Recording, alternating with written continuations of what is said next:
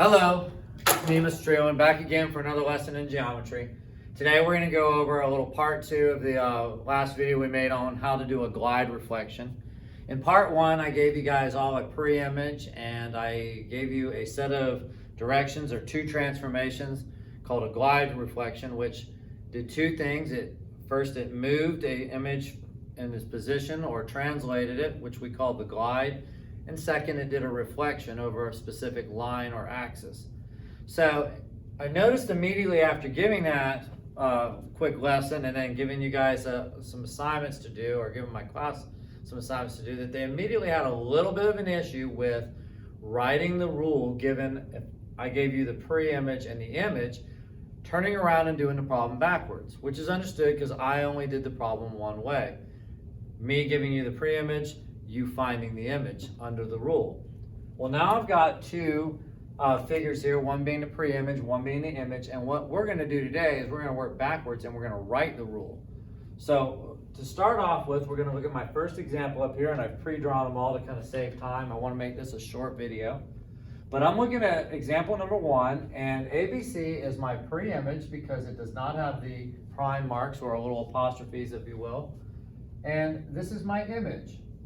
And so what I need to do to make a glide reflection happen is I've got to move one figure to a new position using a translation, and then I need to reflect it onto the other one, which is the exact opposite if you think about what we did in class yesterday in this previous video, where I gave you the rule and we started at the end of the 2 combinations of the 2 transformations, which was we did the reflection first, then we did the translation. But that's because we were executing the rule. We were completing a given set of directions. This time, we're trying to write the directions. We're going to go in reverse, which means we're going to do the slide first. We're going to do the glide. We're going to find the new position vertically and horizontally. So when I look at these 2, the first thing I notice is that they are mirror image of each other. I notice that because it goes C to B, and over here it goes B to C. So they're mirror image, but I notice that this one is considerably higher. So what I need to do is figure out how can I move this down so they're at the same level. Now there's a couple ways to do this. I can use points and actually look at the numbers and compare them, or I can just count it out. So for this particular problem, I think I'm just going to count it out, and in a moment I'll show you how to use the numbers.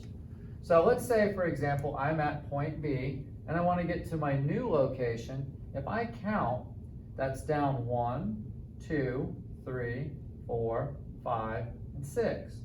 So if I just move this down 6 units, B is in the new location, and I can start redrawing. I'm going to do it as a little dotted line just to kind of keep it just a little outline so we know what we're looking at, because that's not really its final location. It's just kind of part of the process. So I know that I had to shift that down a total of 6 units. So already I'm starting to get the rule. So the vector, we use these vector symbols. The vector is to move down 6 units. Well, the first number moves me left and right, so that's a 0 because I didn't go left and right. I just simply went down 6, which is -6. Now, the second part of the rule is going to be the reflection. I have to figure out what's the line of reflection. So if I look at the 2 pictures, the pre-image, or my dotted one and the final one, I notice that this one is 2 units on the right side, and this one's 2 units on the left side, which means that I want to be right in the middle. Well, if you're right in the middle of these 2, you would be right here on the y-axis. So the line of reflection would be the y-axis. Or as in like our last video, I kind of threw one at you just to see if you were remembering your algebra skills. I wrote it as x equals 0, because that's technically the same thing. These are one and the same because x equals 0 means cross the x-axis at 0. So either way, this is the rule. And if you notice, when we were in class yesterday or in the previous video, we started with the reflection and then did the glide. Well, when you're working in reverse, you do that exact opposite. You do the glide first and then the reflection. All right, so second example. All right, now that, by the way, was a horizontal shift. We moved everybody down, or a vertical shift. We went down the page vertically. This one, I'm going to be moving over horizontally, which is going to change a couple things, but first thing I want to look at is how much do I need to move so that these two are lined up so that like one's right on top of the other like that. And I can see by counting, I know that it's 2. But let me just show you, in case you didn't have something to count from, how you could figure this out from the points. So let's say that I pick any letter on here. Let's say I pick point B. Well, B is at 1, 2, 3, 4, 1. So here's B. And I know that B prime is at 1, 2, 3, 4, 5, 6, 3.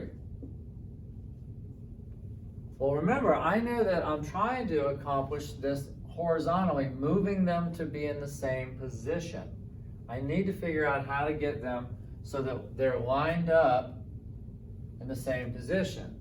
So it looks like what I need to be doing here is I need to go from 4 to 6, because that's going to move me left and right.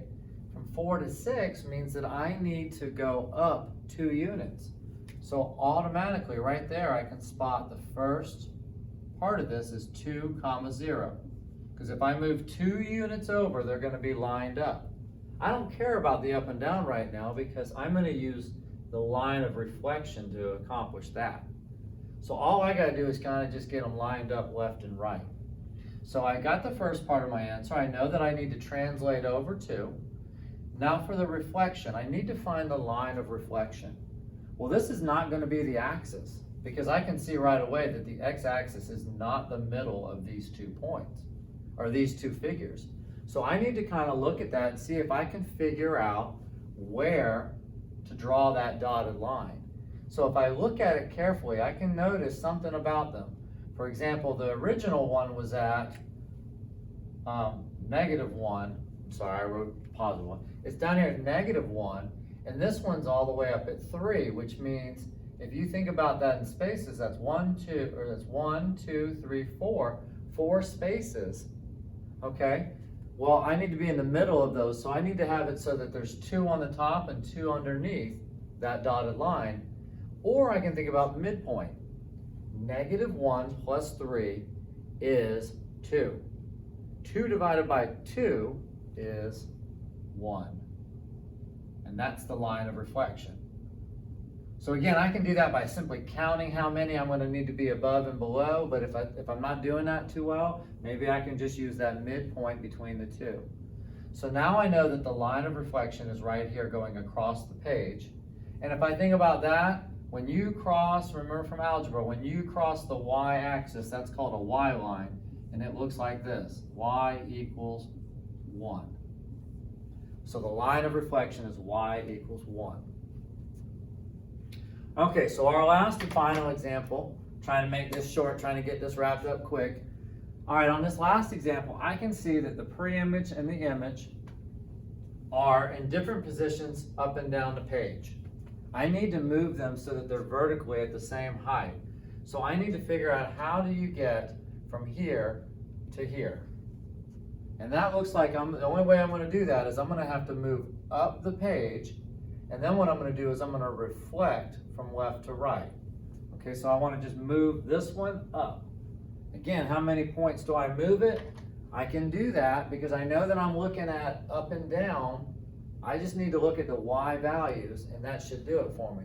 So I'm going to pick this C here, and I've got my original C is at -1, +1, my pre-image, and then the image is at, let's see, that's 1, 2, 3, 4, 5, -5, but the more important part, 1, 2, 3, 4, 5, 6. So it looks like I need to go from +1 up to 6. Well, the only way I'm going to be able to do that is if I go up by 5 units, because to go from +1 to +6 is a shift 5 units up. Well, that's already the first part of my problem. So I've got the vector, and then if I think about which number moves me up and down the page, that is my y value. So I'm not going to change x. I'm just gonna change my Y, and that'll move me up 5 units. Now I gotta find the line of reflection. I need to get this so that they are right, or I need to get right between the two figures. So if I move that guy up 5, I need to land, it looks like right here. Okay, but that's just eyeballing it. If I think about that in terms of mathematically, -1 plus -5 is -6. And -6 divided by 2 would give me -3.